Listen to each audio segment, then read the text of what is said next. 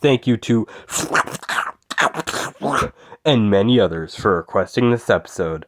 Welcome to Language Critic, the show that may or may not get facts wrong about your favorite language. I'm Jan Masiu, and today we'll be looking at the true language, English. It's not English, I-Q-G-L-I-C. It's English, spelled E-N-G-L-I-S-H. We're just gonna have to deal with that. English is the default language that most people spawn in with as their first language. For that reason, I'll be reviewing English as an interlang. English's consonants are m, n, ng, b, t, ch, k, b, d, j, g, f, th, s, sh, h, h, v, th, z, zh, wh, w, r, y, l. Look at all those goofy consonants. You may have noticed that wh, h, and have parentheses. Wh is how some dialects pronounce wh, as in what, where, when, and why. People who don't pronounce it wh usually pronounce it w. H is very rare, only appearing in words like loch. Thank goodness there are no minimal pairs for h and h in English. Are there any in Esperanto? I don't know, because being the idiot that I am, I'm too lazy to check the Esperanto dictionary for any. I sure hope there aren't. The glottal stop isn't really phonemic. It's used in words like uh-oh and British phrases like bo'olowa and be'i-bo'a-be'a-ba'a. English has somewhere from 5 to way too many vowels depending on who you ask. I can't find a very good way to arrange these vowels, so here's the best I can do. E, U, I, U, E, R, O, A, I,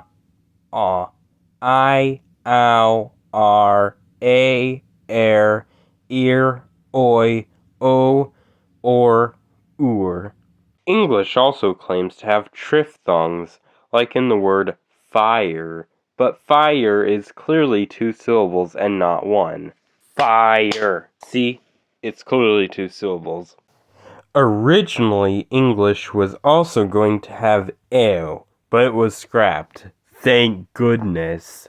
Also, I forgot to bring this up, but where's sh? Sh is curliest IPA letter.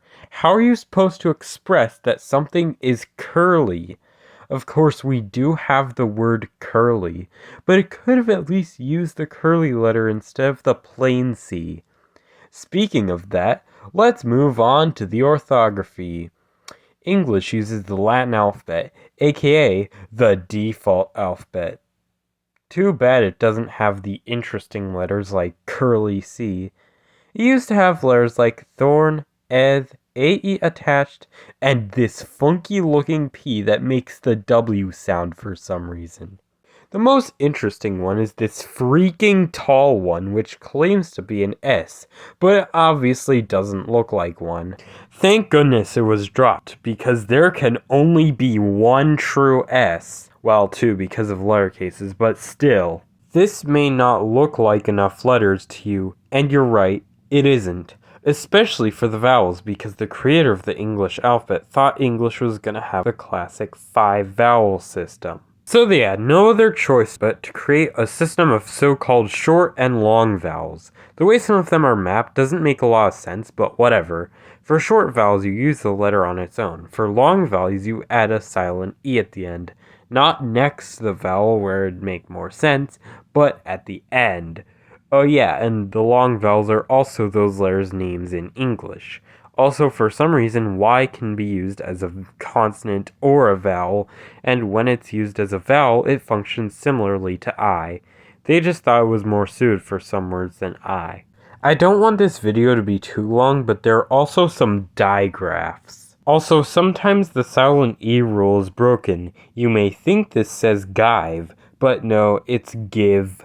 What's the point of doing that? There's also an I before E rule, but it's too complicated.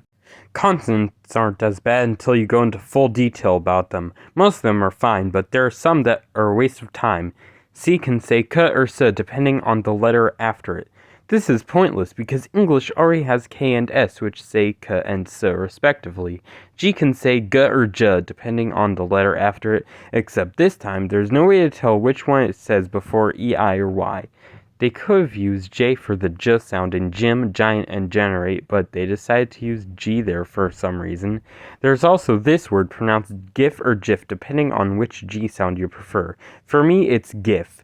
The letter Q seemingly always has a U after it, and QU is pronounced Qu. Why not use KW instead? You already did in the word awkward, but apparently you use QU in words like quote, quality, and squid. Then we have X, which says X, which could have been done with KS. What about N, Sh, Ch, Th, and The? They're written with digraphs. Confusingly, th and the are written the same, with th. If only there were separate letters to tell them apart. Guess not. There are also two ways to write f and ph, 3 if you count double f, 4 if you count gh. Speaking of that, we have ough, which somehow says way too many sounds, as in thought, though, through, tough, and cough. Exactly why is what I have yet to find out.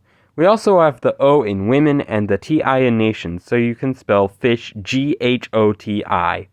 On to vocabulary. Plenty of words have different spellings. For example, there, and there. I know they mean different things, but there are some words that mean the same thing but still have different spellings, like color and color. What is the point? At this point, English feels more like an artlang than an interlang. English claims to be a Germanic language, however, it has plenty of Romance vocabulary. Also, English calls Germany Germany, while German calls Germany Deutschland. Not very Germanic of you, English. At least there's still some Germanic in English. Then there's the grammar, which is actually easier than the orthography for the most part. No grammatical gender, no nightmare verb conjugations, but sometimes instead of putting an ed at the end of a verb, it randomly changes. Take, took, shake, shook, make, mook, except it's not actually mook, it's made.